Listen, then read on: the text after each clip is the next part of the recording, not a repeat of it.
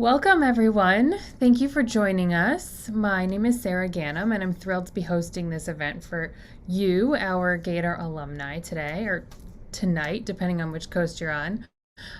This is to get to know and welcome Dean Hub Brown to the family here at the College of Journalism and Communications. This is my third year as a member of the CJC family, and I could not have felt more welcome when I first arrived, so I'm really excited that I get to play a very small part in extending that same warm welcome to our new leader today. A little bit of quick housekeeping before we get started. The webinar is being recorded. You can also submit questions to Dean Brown through the Q&A function. I will get to as many of them as possible after we chat a little bit here, and hopefully we will address some of the major big picture questions up front as well. Okay, that's enough of the boring stuff. So the reason that we're all here today is to get to know Dean Hub Brown, and so I'll start by saying, if you didn't already know how lucky we are to have him, let me tell you a little bit about him and why we're so excited that he is now a Gator. Dean Brown came to us after 25 years at Syracuse University's Newhouse School of Public Communications. He was most recently their Associate Dean for Research, Creativity, International Initiatives, and Diversity, which is a mouthful, so I'm sure he's enjoying the shorter title here. He also taught broadcast and digital journalism there, and has been active nationally on some of the most important issues facing journalism and mass communication education. He's a member of the Hearst Journalism Awards Steering Committee and has served as head of the Electronic News Division of the Association for Education in Journalism and Mass Communications. He's also a member of the National Association of Black Journalists, the National Association of Hispanic Journalists, as well as the Broadcast Education Association. And before his time in academia, Dean Brown spent 15 years reporting, producing, anchoring on the ground in local news and public television, covering politics, state government, even producing public affairs documentaries. And finally, he's a native of Omaha, Nebraska. He has his bachelor's and master's degrees from the University of Nebraska-Lincoln, and he has 3 kids and a granddaughter. Dean Brown, thanks so much for being here. Oh, thank you. Let's get started by looking ahead to your time here with us. My first question is just a pretty simple one with probably a complicated answer. We want to look ahead. What do your first 100 days look like? What are your short-term, most urgent goals for the CJC?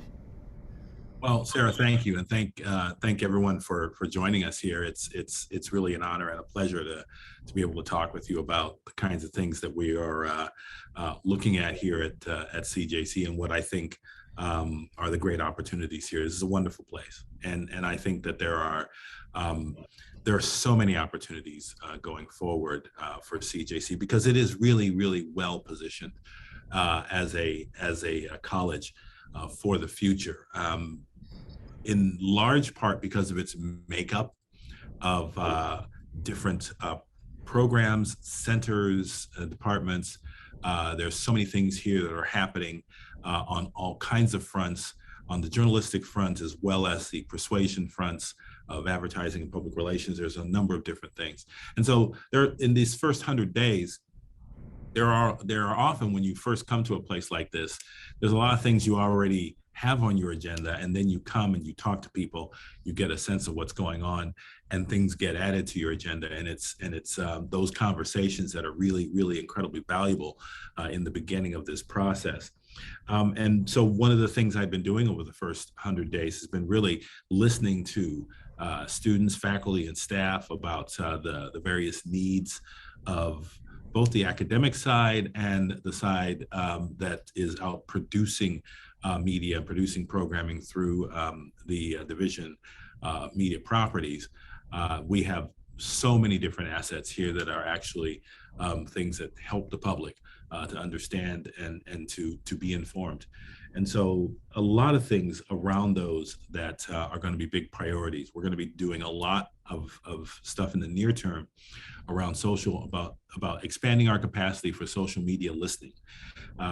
We think that that's both a teaching and a research opportunity to get people to understand what large crowds are doing on social media and to get our minds around the nature of how disinformation spreads in that space. That's going to be very, very critical. And I think that there are a lot of people working on it. And I think that we need to be a part of that. And so we will be. We're going to be talking about opportunities in utilizing one of the largest artificial intelligence supercomputers in the world, and the biggest one in higher education, to tie into and do research around things like opinion and misinformation and those sorts of things. And we're going to be talking a lot about diversity, equity, and inclusion, and the kinds of things that we can do to improve the climate here, and to include, to basically build on what we've been doing in terms of providing the professions with capable people of all kinds of different backgrounds who are really set for the future of this country, which is going to be a more diverse one. Demographics tell us that. My first question, this isn't news to anyone. We're in the middle of a pandemic, something that almost none of us saw coming, and that has impacted journalism in many different ways, but one of them is an emphasis on health communications. How do you envision the college expanding and growing for students interested in pursuing a career on that path? I kind of liken it to, all the journalists who became journalists because of 9/11, all the journalists who are going to become journalists because of the pandemic. Yes, I think it's a great way of looking at it, to tell you the truth, because there's so many different events in our past that sort of helped to spring people into action. World War II obviously was one of those, with a generation that came from there and really helped to build modern democratic force of a country that we have now. And I think there's so much more that we can do with regards to communication around health. People need good, reliable information. Right now, there's so many different kinds of and different types of information that are at people's fingertips just through social media and other things. But a lot of it's bad information, a lot of it's disinformation, a lot of it is stuff that's not at all helpful to them. And so there is the chance in all of this, in this huge information stream, for people to be better informed than they have ever been. And yet we sit in this era where people are, where misinformation is running rampant out there, where there's all kinds of bad things that are going on. And so we can, as an institution, do more to help people to get better and more reliable information.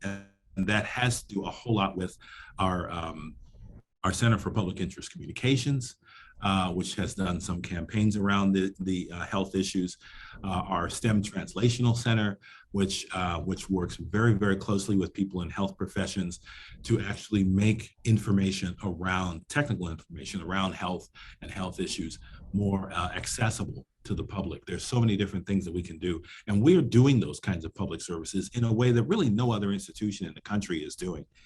And it's very important, I think, for us to continue to lean into those efforts, especially now. They're needed more now than ever. And so we at CJC, I believe, are the right institution coming along at the right time to be able to do these kinds of things.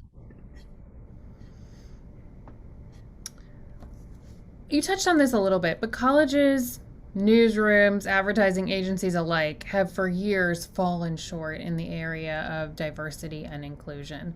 How do you plan to make that a priority here, with the idea that addressing this at the college level helps to address it in the workplace as well? Mm-hmm. Yes, there is so much to do. There's so much opportunity.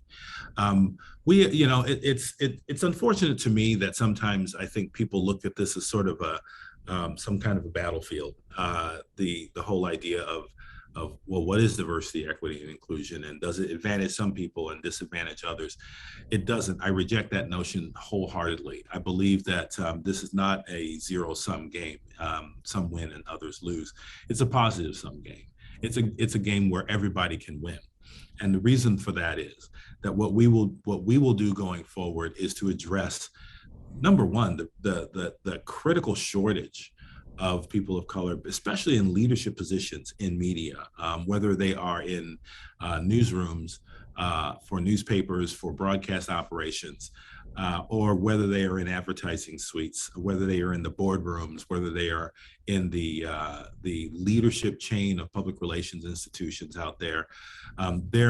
All of these things have one major thing in common, and that is that they need to be able to market to and talk to and tell the stories of an increasingly diverse population in the United States.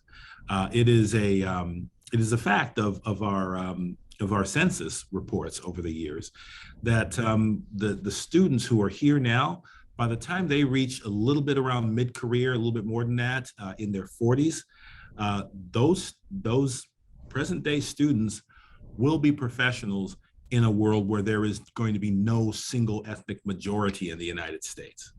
We'll be that diverse. And what that simply means is that the people who will rise to the top in the leadership chain will be ones who can speak to multiple audiences. And that's a job for everybody. And so I think that there's a huge opportunity to do that. We do that through doing better recruitment here, getting more diverse voices in the classroom, more diverse voices within our student cohort that become more diverse voices in the boardroom, in the newsrooms, and in the leadership rooms that are out there in our media. So we want to be able to be about that in a lot of different ways, recruitment and preparing people to tell everybody's story.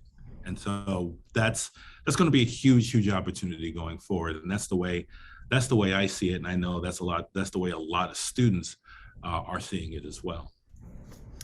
I think there are always exciting reasons to want to become a journalist, but especially right now, there are a lot of innovations in the field, a lot of new media, a lot of new ways of storytelling, not just the traditional things we think about, print versus broadcast and the web, right?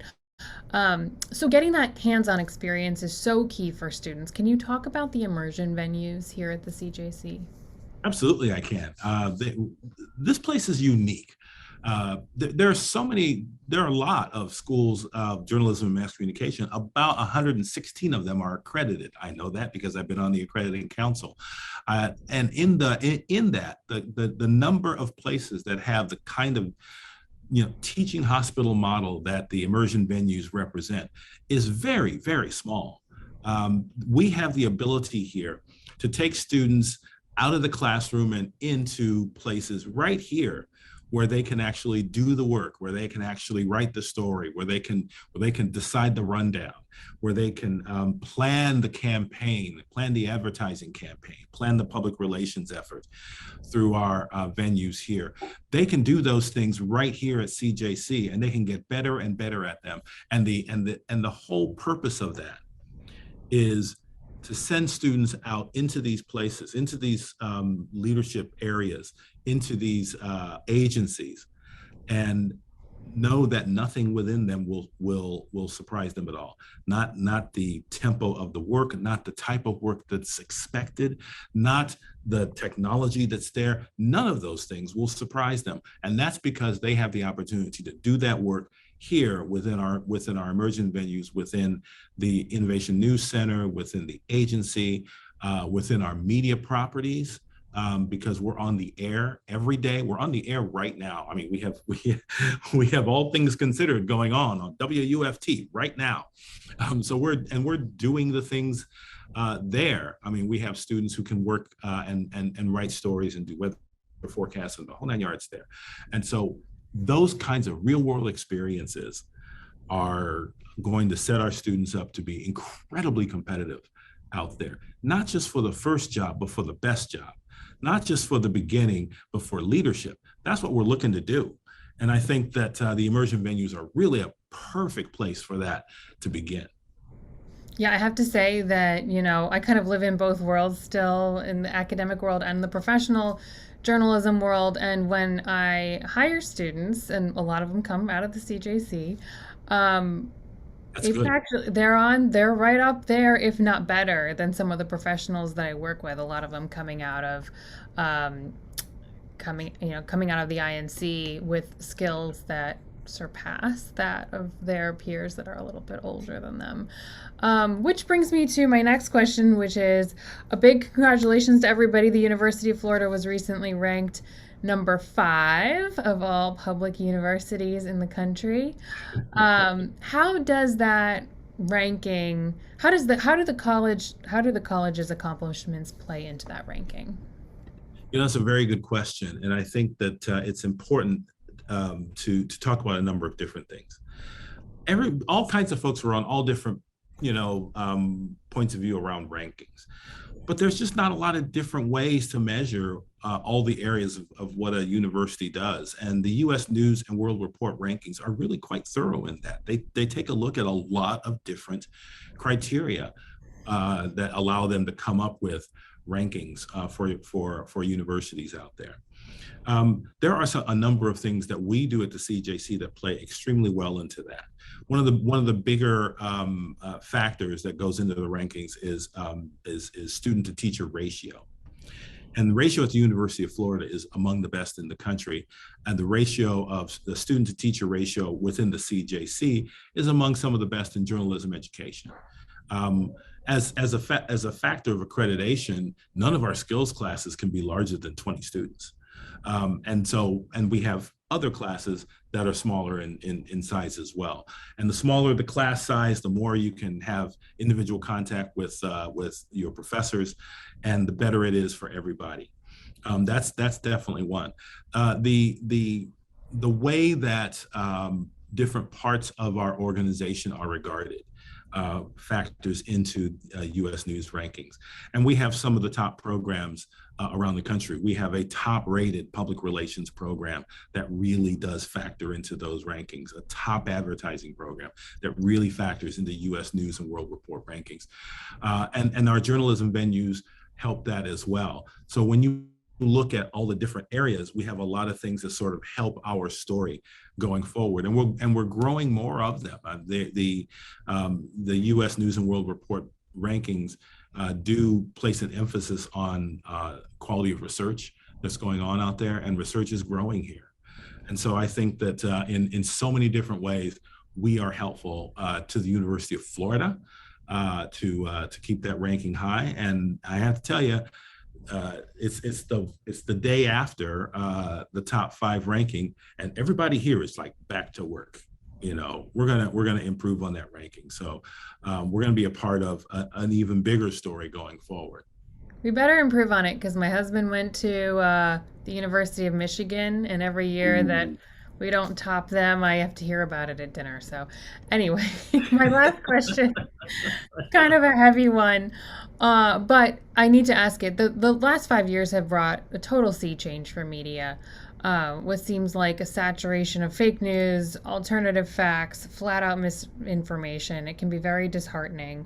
Remember when I graduated, you were congratulated for becoming a journalist, and now that's not necessarily a given that will be greeted with a warm welcome everywhere we go to report on stories.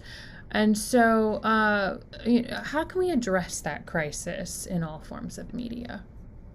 Well, I think part of it has to come from the fact that we have to acknowledge that yeah, there have been steady campaigns on all kinds of in all kinds of sectors to vilify journalists, to vilify journalism and storytelling and the truth. And as soon as you are able to basically crush the truth with whatever you want to call it, fake news, alternative facts, whatever those kinds of things are, when you crush the value of the truth, then it's so much easier if you are a bad actor out there to get your version of whatever is going on out there. And that's what we've been seeing. Those are the goals of misinformation. We used to call it propaganda when you had a little kernel of the truth and then you surrounded it with your story. Now they've dispensed with the kernel of truth completely, and now it's just about trying to reel you in. We have to acknowledge that we're a target in that. That people whose job it is to tell the truth are going to be targeted in an environment where people can profit by telling lies. And that's what we are. That's where we are. What do we do about it? Well, what we do about it is, number one, I think we incentivize research that helps us to understand disinformation and ways to deal with it, ways to combat it. We have to acknowledge that this is something we have to do. It's never we're never going to be in a situation. It cannot be a situation where we just say, well, that's just the way it is, and that's how we're going to deal with it, because that, I think, is a recipe for the unraveling of democracy. We need the truth. We need the truth to be able to be free and self-governing in this country. You need to be able to come together on agreed upon facts to be able to actually make good governmental decisions. And if you don't, then we spiral into things that are going to be a problem for democracy. So this is kind of existential in my book. It really is. And what we do at schools like the CJC really does matter there. It really does. And what we need to do is to do that research and to model and teach ethical, strong journalism about the truth, about a good ethical background, about being independent from any kind of persuasion, about making sure that the people that we are out there graduating and are telling stories. And that storytelling can be journalistic storytelling, and it can also be persuasive storytelling. It can be advertising, it can be public relations, because that's the storytelling of the marketplace. And that needs to be true as well. So those kinds of things are very, very important. What we need to do is to make sure that our first responsibility is to the audience, is to the citizens, is to the people who are consuming our content. That's the first responsibility. And we have to remember to do that. And so if we can do that within the confines of this college, to arm people with the knowledge of the importance of good, strong ethical background and good, strong ethical practice, I think we can do better going forward. And I think that between that and doing better research around combating and defeating disinformation, we can kind of right this ship. I think it can happen. All right, we're going to have a little bit of get to know you fun. We're going to play a lightning round game of this or that. And I'm ready. Let's go. I know there's a little twist too, because I want everyone to let you know that I stuck to my journalistic standards for this section of the interview. I did not share my questions ahead of time. So we're really going to get those genuine answers. And in fact, I changed them up from the East Coast session that we had earlier today. So these are completely fresh. So there was no cheating. Trying to throw me some curveballs over here. Okay. Yeah. Fine. Okay, easy one first. Netflix or YouTube? Netflix. Coffee or tea? Oh, God, coffee. That was a very strong answer. Okay. It was. Passenger or driver? Good question. Driver. I like to drive. Good. Me too. Me too. Lake or ocean? Oh, ocean. Well, you're in the right state for that. Yeah. Horror movie or comedy? Between those two, definitely comedy. It's not that horror movies scare me. They kind of bore me. Oh, interesting. This is a very polarizing one. I hope you're ready. Apple or Android? Yeah, Apple. Big time. Apple everything. Apple, the computer that I'm looking at right now. Same. It didn't used to be that way. Oh, when did you make the switch? That's a good follow-up. Yeah, I made the switch about, it's been about 10, 12 years ago now. And because I was a broadcast instructor, most of the broadcast stuff, as folks in broadcasting will tell you, was on PCs, was on Windows-based machines. And then I got my first iPhone, and then that was sort of the thin end of the wedge, and pretty much everything changed after that. Game changer, right? Yeah. For me, it was when BlackBerry went under, and then I had to. Oh, those Blackberries. Yeah. Okay, lastly, this is a little bit for all the faculty out there itching to bug you with questions. Text or phone calls? Text. Wow, okay. All right. That was a good round. Let's shift back to some more substantive questions. We've got some questions in the Q&A. one person, just a quick, fun little fact, mentioned that he attended the CJC when it was in the basement of the stadium in the 70s. I didn't even know that. I didn't know that that's where I heard about that, that building was where it students. was. Pretty Mhm. cool. Um, but we did have some submits from earlier, and I just want to tell everyone, if you're out there and you want to drop a question into the Q&A, just a quick reminder, we will read as many of them as possible. One question that we got earlier, can you discuss what you see as the future of print journalism and how students are being prepared for that? That's a very good question. I think there will be print journalism, or at least journalism of the word. It may not be on a piece of paper, but I think that, or at least in some markets, but I think people will still consume it. And I think there is absolutely, between that and pictures, photojournalism. I think there is a future for that, and I think that it's going to be difficult to do. There's going to be some real evolution that takes place there. And it's going to be especially hard in smaller markets. We're seeing lots of small town newspapers go away. Um, but the need for information in those small markets and in places around the country, that need is not going away. What's happening is that we're having to find new ways to figure out how to finance it, how to pay for it, and that's a lot of different avenues that we can go down. There's going to be some of that that's going to be publicly financed. There's going to be, or at least charitably financed, in smaller places.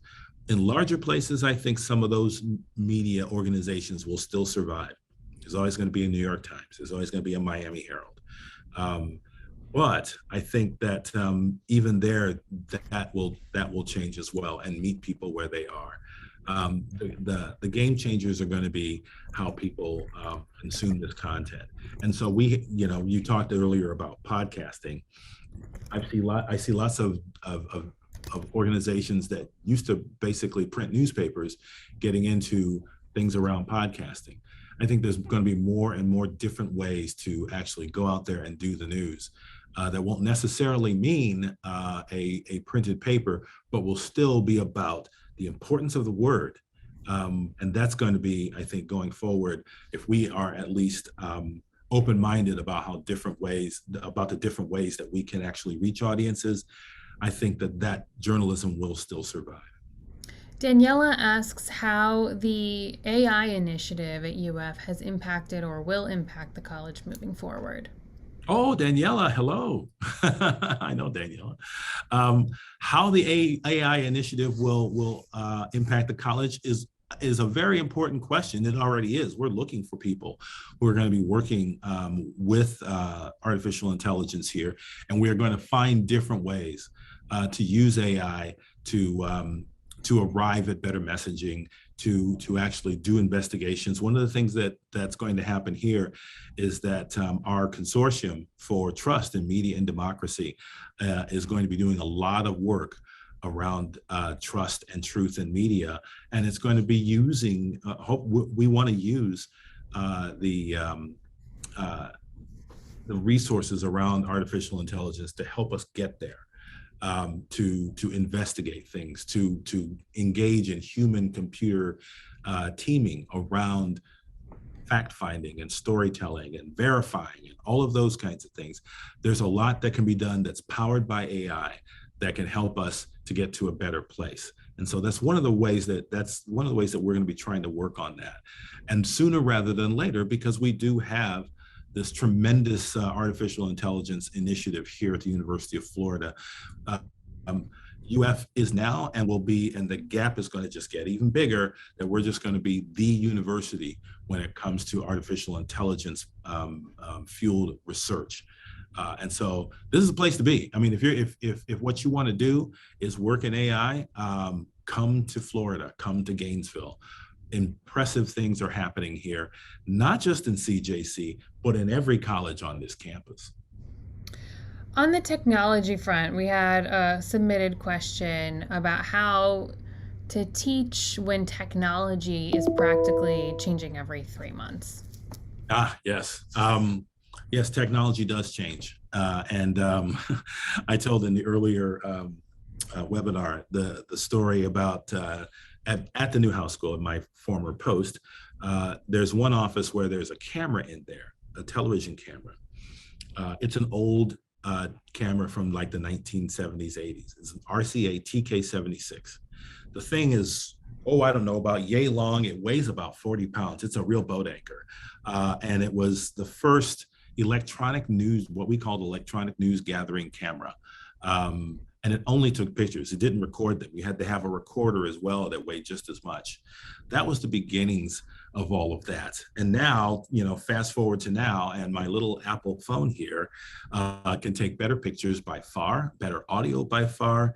I can edit using this. I don't even need an editing system. And oh, by the way, it makes good phone calls as well.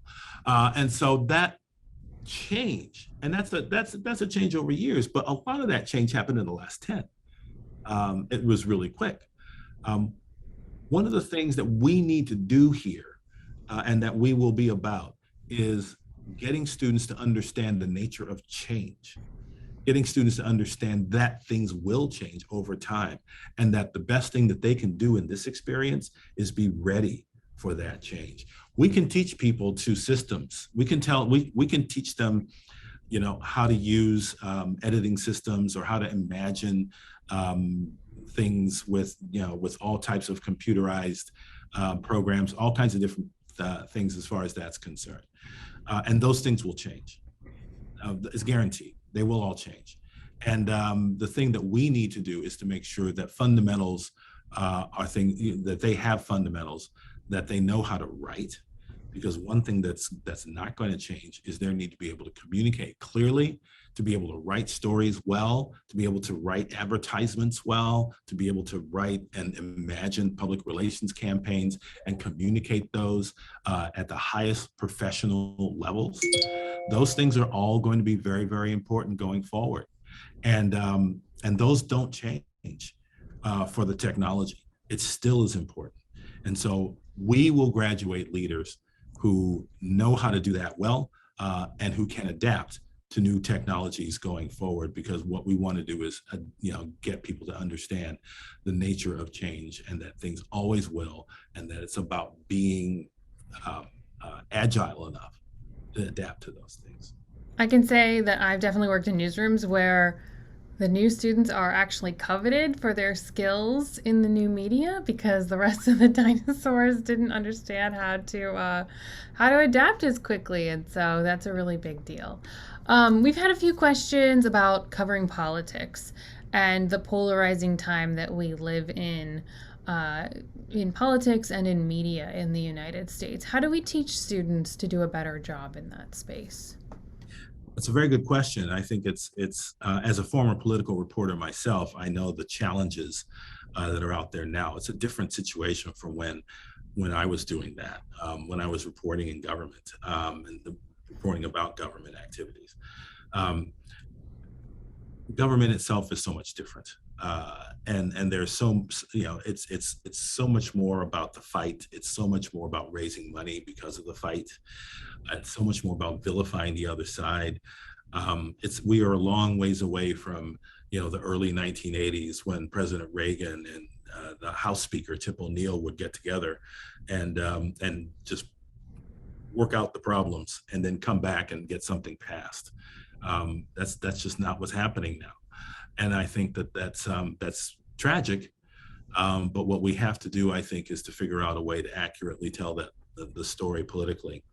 And that what that really means is that those, and we have to also understand, that students themselves, these people, need to acknowledge that they themselves have opinions, that they themselves are people who, you're human, you have an opinion. And so what you need to do is to make sure that you understand that what makes you a professional is your ability to step away from your own personal opinions, record the story, listen to people, tell their stories. This is not about you as an individual professional out there. It's about the story. As soon as you make it about you, then that's going to be the problem. And so I think that that's a big part of covering politics, is to make sure that we are listening to people out there, that we are independent, that we understand the importance of independence from faction, that we work very hard to balance stories, and to understand that it's not just about reporting facts. Um, real truth is really facts plus context, and I think it's important for us to understand how to bring context to stories and get them to live, so that we are actually, again, being responsible to the people who are reading stories, to the people who are watching stories. And that's going to be very, very important in that space. Yeah, that's a really important point. I actually remember very distinctly. It was one of those moments for me in my career when I realized the difference between telling two sides and telling the truth. Um, all right, a follow up from Mary to something that you mentioned earlier about how smaller places are losing their local media outlets, news deserts. And the question is, how does public media, NPR, PBS, how does that play a role, and how can you apply that in the CJC? That's very good. I think that there's a number of different things you can do. And I think one of the things is to get out to those communities. I tend to agree with the head of the Radio Television News Directors Association, Dan Shelley. He's a friend, and we've talked before. And he says, I hate the term news deserts, because it assumes that the only news that's being reported comes out of newspapers in those small towns. And there are lots and lots of reporters out there who can get to those towns if they know to get to them. If their directors and if their newsrooms understand the importance of doing that. And that simply means places like WUFT and other places like that, getting out into communities and telling those stories. And so there's more that we're doing as far as that's concerned. And in the Innovation News Center, getting to different communities and telling stories. And a lot of that's going to be getting to smaller and rural communities out there and telling their stories. And so some of those stories may not be in a printed newspaper, but they'll be over the air and they'll live on the web after that.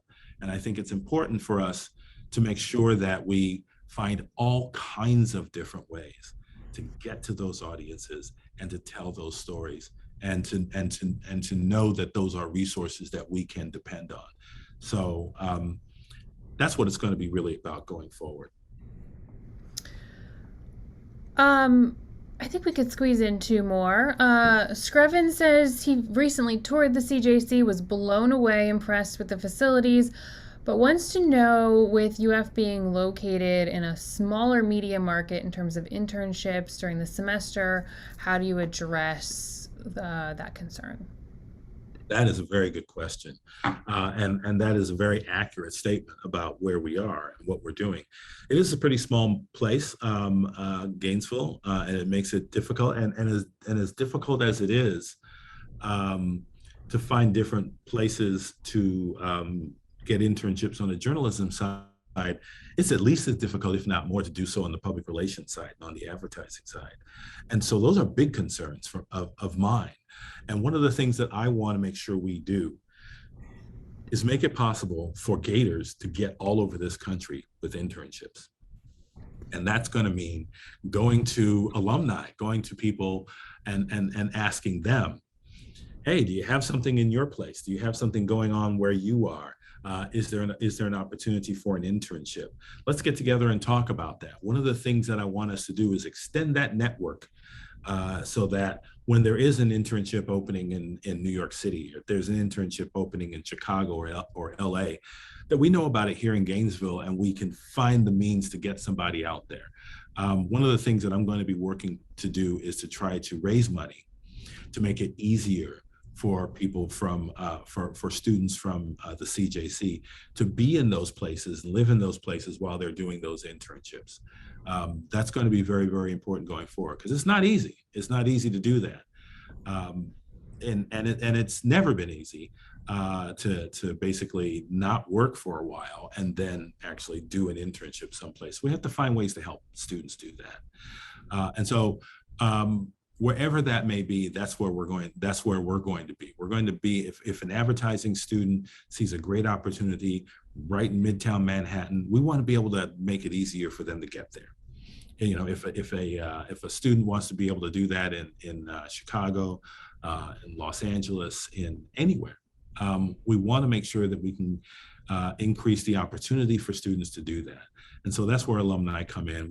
I'm hopeful that we're able to find ways to fund students doing that. I'm hopeful we're able to find ways to open doors in suites all over the country to be able to get students to have those opportunities. Well, I think that's a great note to end on, and we've come to the end of the allotted time, so it's a great time to wrap up. I want to thank you, Dean Brown, for being so Thank you. honest and open, and for going along with my games. Also, thanks to our wonderful audience of alumni and friends. You guys asked some great questions, really added to this conversation. If we didn't get to your question, or if you didn't drop it into the Q&A, please feel free to reach out and look for a follow-up email from us later. You can share any of your questions or comments by writing to us at cjcalumni@jou.ufl.edu. There's one more thing I wanted to say real quick though, and that is to those people who are doing that supporting of things like internships and whatever out there, any measure of support that you're doing, you know what? Thank you. It's important. And I have to tell you, I appreciate it so much. We all do here. So please understand that we're very, very grateful. And so again, thanks for that. Thank you, you. Sarah. Thank you for your time. And have a nice night, everyone. Thank you. Bye now.